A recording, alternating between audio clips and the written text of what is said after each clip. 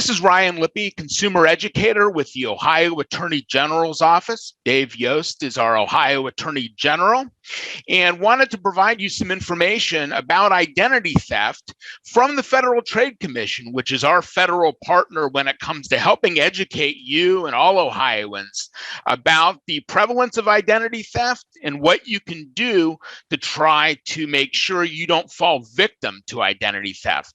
So let's watch that video. Identity theft happens. It's an unfortunate fact of modern life. But there are certain steps you can take to help keep your personal information from falling into the wrong hands. Every day you do things to protect what's most important to you. And you know what? You do them almost automatically. Routine things like looking both ways before you cross, brushing your teeth, and buckling your seatbelt. Another routine to get into is keeping tabs on your identity and personal information. Here are 5 easy ways you can do it. Read your credit card and bank statements carefully and often.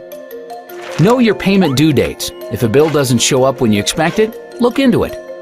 Read the statements from your health insurance plan. Make sure the claims paid match the care you got. Shred any documents with personal and financial information. Review each of your 3 credit reports at least once a year. It's easy and it's free. And before you know it, protecting your personal information can be as routine as locking your doors at night. For more tips and tools on dealing with identity theft, visit ftc.gov/ID theft. That's ftc.gov/ID theft.